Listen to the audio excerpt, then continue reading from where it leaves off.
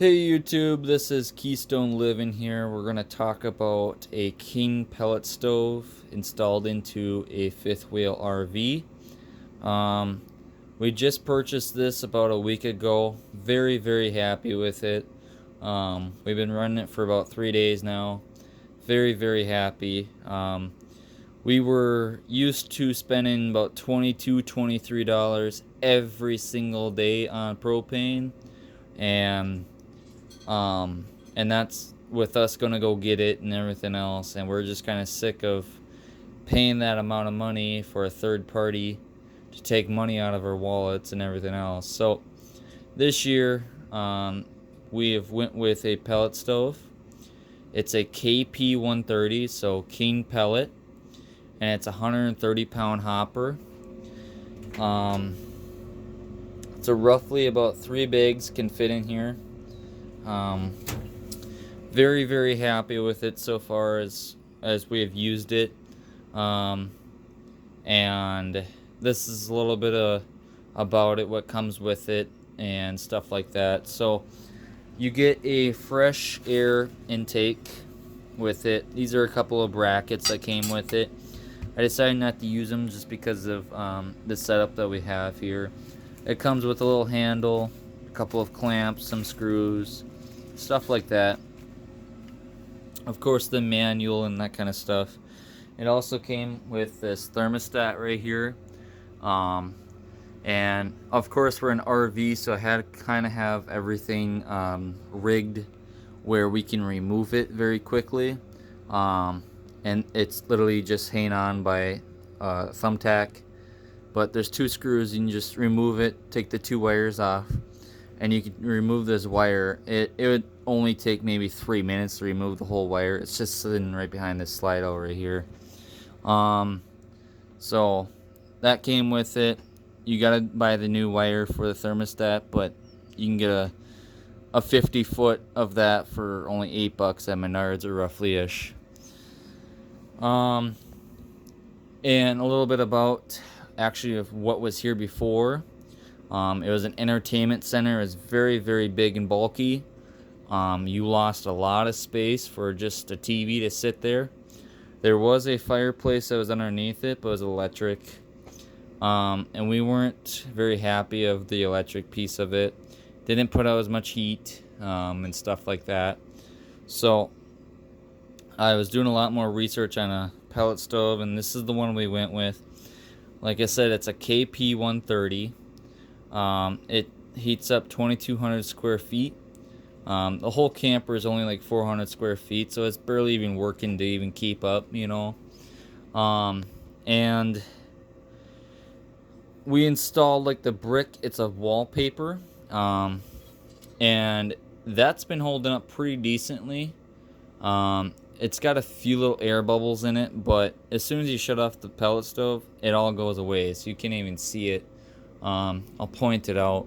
Like, you gotta really look for it, but there's a air bubble right here. But as soon as the pellet stove is off, it'll go away. You're not even gonna notice it.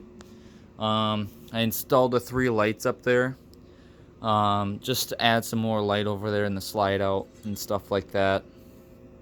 Of course, we did the tile work, and how we did the tile work was my first time ever messing around with tile or anything. So what we did is we ran the 2x4 flat versus a joist type. We ran it flat. The reason we did that is because we found like these trims for this same exact tile, and I didn't want to cut an extra like little inch of another trim just to keep it the same.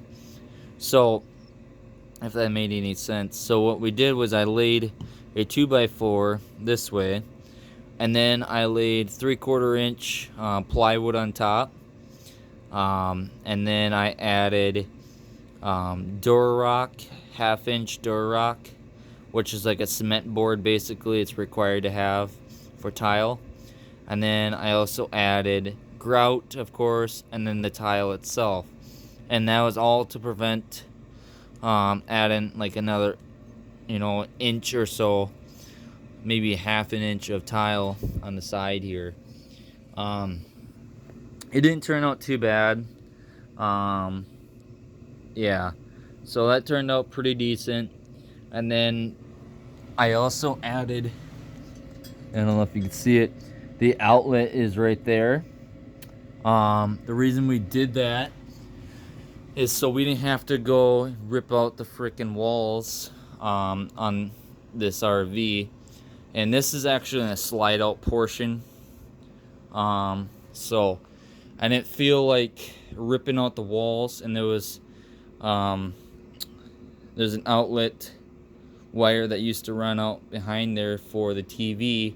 So I hid it underneath that carpet right there and ran it through the tile, and ran it underneath there. And that was just to prevent it from sitting in the wall and tearing that out through the wall. And this has been a really, really nice pellet stove, very good investment. We probably got about maybe $1,800 into it, but I'd much rather spend $1,800 now versus $22, $23 every day throughout the winter in the fall time. So very happy with it. What we did is also an RV is this has to be mobile. So I found a metal stud in the wall. They ain't the strongest, but it's a lot better than having nothing. So I took 2 eye bolts, screwed them in there, and they're pretty solid. And this way, when we do move this, we're pretty stationary, but sometimes we do move, is we'll take a ratchet strap and put it from there and wrap it all the way around, you know, and then ratchet it strapped to the eye bolts here. And that's just extra precaution, but I'm pretty sure this isn't gonna move anywhere. It's 220 pounds, and 2 to 3 guys of us moved it in here pretty easily, so wasn't too much of a hassle. So it'll be pretty much staying there. And just for extra precaution, this isn't a slide out portion of this. Just for extra precaution, what we did was also added slide out jacks. There's little stationary jacks that sit out on the slide out rails, just for extra precaution. I was doing quite a bit of research upon this, where people put couches and you're capable of having like 3 people on the couch and it wouldn't move, but I didn't want to take the risk of it, having this sag and add a lot more stress, so just added a couple of jacks underneath there, just to keep it, you know, level and all that. So back here, this is the thermostat wire. We gotta tighten this up a little bit. We're still doing a little bit of remodeling over here. So this runs behind the TV over here. This is the fresh air intake. I think that's like 1.5 inches or so. I see the cat's been back here. About 1.5 inches through the wall. And this is a 3-inch pipe. And then this is a 3-inch thimble, I think it's called. A thimble or something like that. But in order to install the thimble, which is I really highly suggest. I mean, this isn't like really hot, but it sure gets toasty. And I really suggest you get a thimble. You have to buy a 6-inch hole cutter. Cut a 6-inch hole into the wall. Tell me, I'll tell you this much: it's kind of scary when you do it. Because yeah, you're drilling a 6-inch hole in your freaking wall.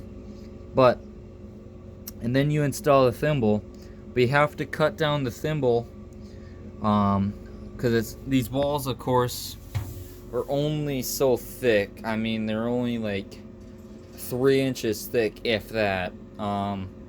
And then you can add the thimble in there. It's just like a metal chute kind of, and then you can put the exhaust portion outwards, and then that'll bring you outside. And I'll show you on another video of how I did the outside portion of it. But yeah, so that's mostly about it. Nothing too bad. Really, most of the work is actually just making the tile piece. You could buy one of those mats.